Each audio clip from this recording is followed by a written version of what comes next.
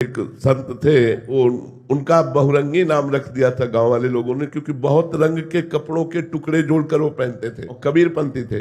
अब क्या अपराध बना ये हमें पता नहीं। उनके गुरुजी वयोवृद्ध जो स्वयं चलकर डंडा नहीं उठा सकते थे, उन्हीं से कहा डंडा उठा के लाओ। डंडा उठा के ले, झुको। वो झुके और ऐसे लाठी मारते, वो बस साहब साहब साहब साहब ऐसे करके पीछे हट जाते, फिर बुलाते आओ, फिर डंडा मारते, फिर वो साहब साहब करके लौट जाते, फिर वो बुलाते।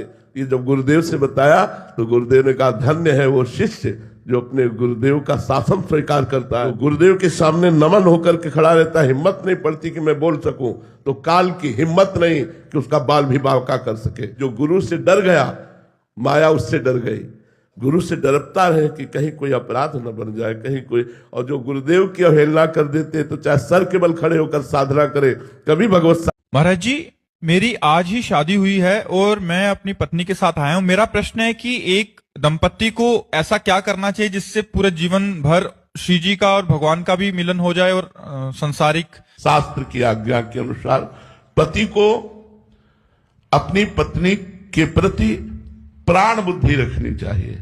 जैसे हम अपने प्राणों को कितना संभाल के रखते हैं, हमारे प्राणों को भूख लगती है, प्यास लगती है, हम तत्क्षण व्यवस्था करते हैं, ऐसे अपनी पत्नी की कामना पूर्ति के लिए मुझे तत्पर रहना चाहिए। पत्नी को हर स्थिति में अपने अनुकूल बनाने की चेष्टा करनी चाहिए और पत्नी को चाहिए अपने पति को ईश्वर के समान समझे। पति परमेश्वर माना गया है हमारे सनातन धर्म में। यदि अपने पति को हम भगवत भाव से उनकी सेवा में बनी रहेंगी तो दोनों का दाम्पत्य जीवन उत्तम भाव से चलेगा। और जी एक प्रश्न और है कि उस दिन एकादशी थी महाराज जी, तो मैं बहुत दिन से एकादशी कर रही थी, तो किसी ने बोला पंडित ने कि आप एकादशी आपकी चली गई, छूट गई, नहीं तो आप उद्यापन कर सकते हैं और नहीं आप है ना एकादशी कर सकते। तो महाराज इसके लिए आप नहीं, एकादशी व्रत रही है आप।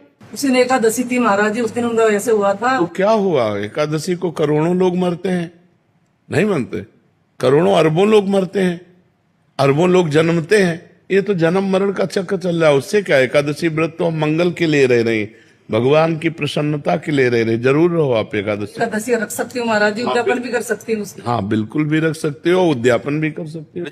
ये मानव देह ज्यादा दिन के लिए नहीं, सब कोई जानता है। कभी किसी भी क्षण, जैसे डाल से पत्ता टूट गया अब दोबारा नहीं लगेगा, पानी का बुलबुला फूट गया अब दोबारा नहीं बनेगा, अंजुलि का जल कितना भी समेट के रखो टिकेगा नहीं, निकल जाएगा। ऐसे ही तुम्हारी आयु प्रतिपल जा रही।